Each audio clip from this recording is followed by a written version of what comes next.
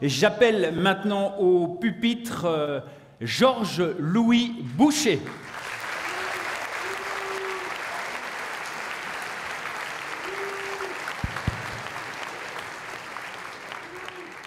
Bonsoir à toutes et à tous. Monsieur, arrêtez de demander où, c'est à l'ULB. Donc, soyez rassurés.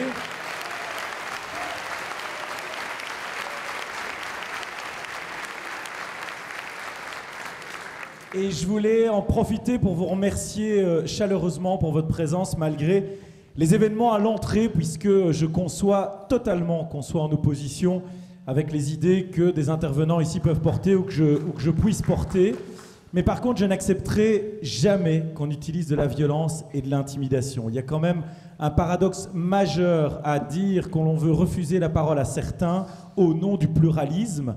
Ça, c'est quand même quelque chose d'un peu particulier. Il y a quand même quelque chose également de très heurtant pour l'ancien étudiant de l'ULB que je suis, de voir que ici, le lieu de la liberté d'expression, le lieu de la libre conscience, le lieu de la libre pensée, certains estiment que l'on pourrait faire taire des intervenants totalement démocratiques.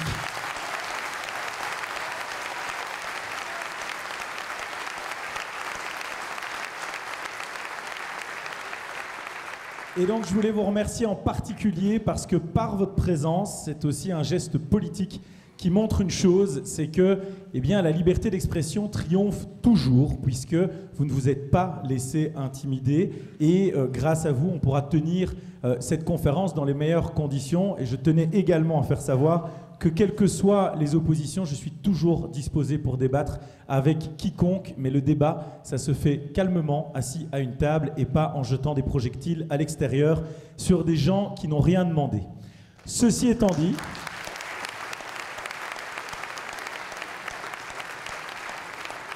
Ceci étant dit, je voulais remercier le Centre Jean Goll pour l'organisation de cet événement parce que l'élection de Donald Trump, elle est, à mon sens, une excellente chose pour l'Europe. Alors vous allez dire, c'est une provocation et d'autres le diront peut-être à votre place.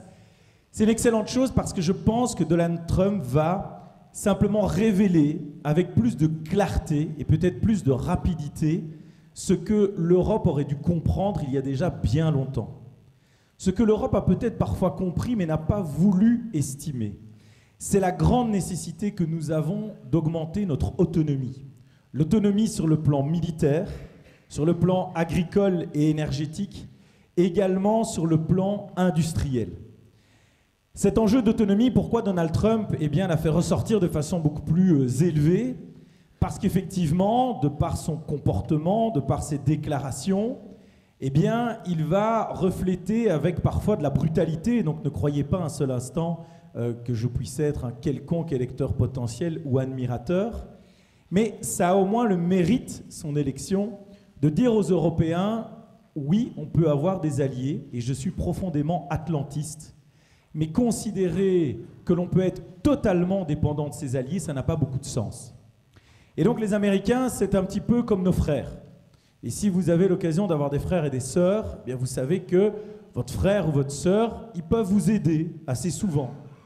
Mais ce n'est pas eux qui vont acheter votre maison à votre place. Ce n'est pas eux qui vont assurer l'éducation de vos enfants à votre place. Ce n'est pas eux. Je n'ai pas de frère, monsieur, c'est assez dommage. Monsieur, calmez-vous, ça va bien se passer.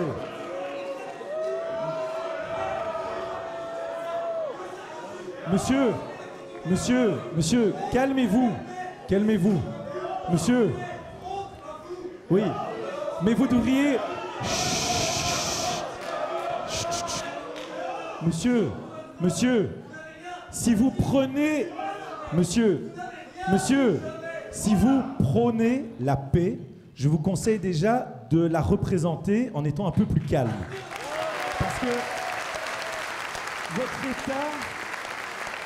Vous ne suscitez pas la paix, manifestement. Et donc, monsieur, mais oui, mais vous...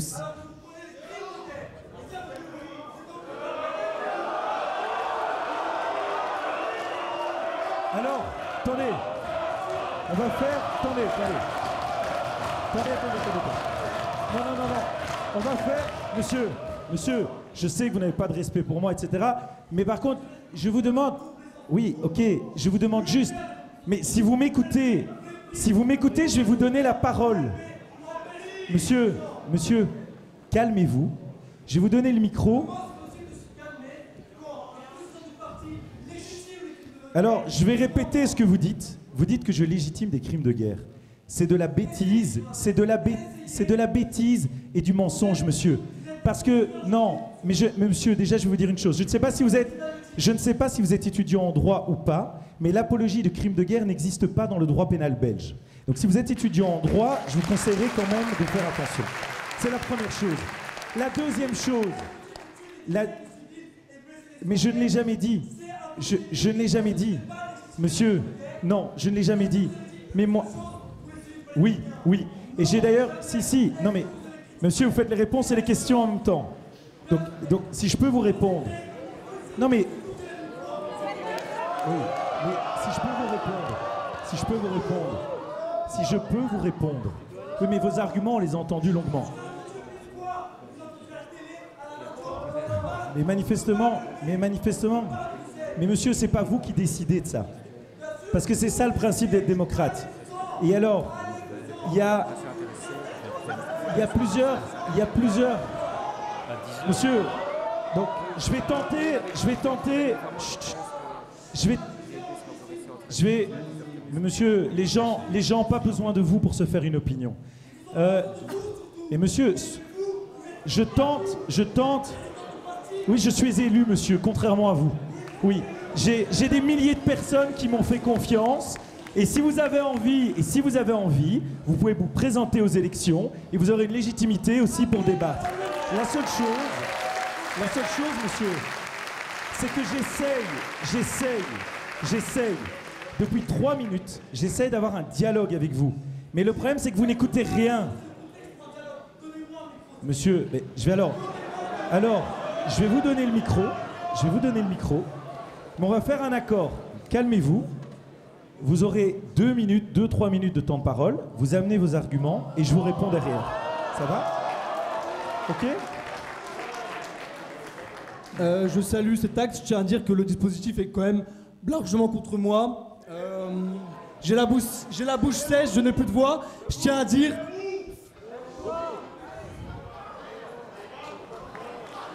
Free Palestine, c'est une honte d'accueillir des fascistes. Parce que oui, le discours de monsieur Georges Le Boucher est un discours fasciste qui légitime des crimes de guerre. Monsieur Louis Sarkozy a dit que l'armée israélienne, en tuant des civils, en bombardant des civils, fait le travail de l'humanité. Honte à vous, honte à vous.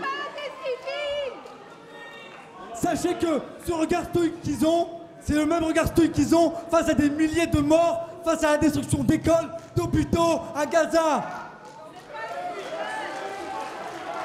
La vraie violence, ce n'est pas de jeter quelques cailloux devant l'entrée pour empêcher ce genre de discours. La vraie violence, c'est de légitimer les crimes de guerre, ce que ces deux personnes ici ont fait et ce que l'UNP fait en continuant d'accepter.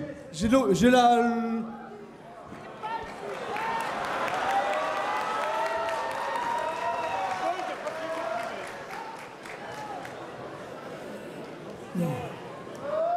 Ce que l'UNP continue à faire en réprimant le mouvement palestinien, les voix palestiniennes. Oui, d'accord. Tais-toi, pas le micro.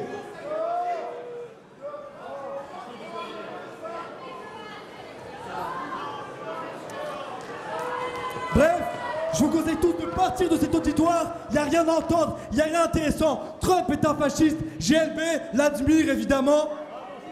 Il n'a que de l'admiration pour un homme qui a essayé de faire un coup d'État et qui légitime le génocide palestinien. Voilà, bonne soirée à tous.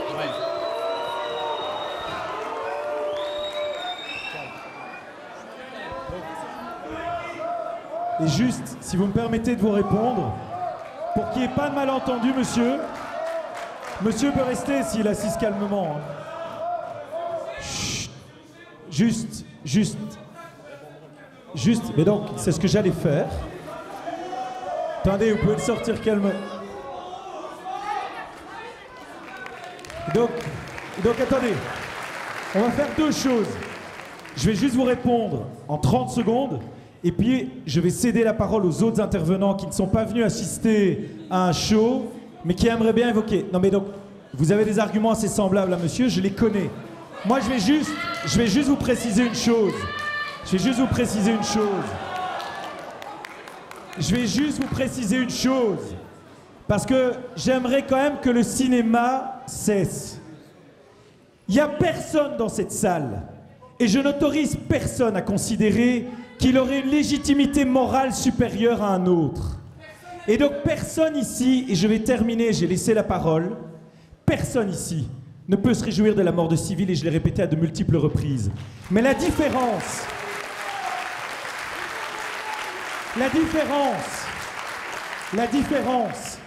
c'est qu'il y en a certains, par complaisance, par ignorance, par lâcheté, n'arrivent plus à faire la distinction quand on lutte contre une organisation terroriste pour se défendre et quand on s'en prend à des civils. Et j'assume le fait, et je le répète, que quand on s'en prend de manière ciblée à des organisations terroristes, on est légitime. C'est ce que Louis Sarkozy a dit, c'est ce que j'ai dit également. Pour le reste, vous avez beaucoup oublié le fait que j'ai répété à de multiples reprises que j'estimais qu'à certains égards, eh bien, la riposte était disproportionnée. Que la grande différence entre Israël et les régions qui les accompagnent, c'est qu'en Israël, un premier ministre ou un chef de l'armée peut se retrouver devant la justice et être condamné. Et c'est ce qui fera toujours la différence entre une démocratie et les organisations terroristes contre lesquelles ils luttent. Et oui, désolé, mais je ne serai... Mais je conclurai juste sur un point. C'est que quand vous criez Free Palestine, au lieu de crier Free Palestine uniquement contre Israël, criez Free Palestine contre le Hezbollah, contre le Hamas, contre l'influence de l'Iran, parce que c'est ça le malheur de la Palestine aujourd'hui.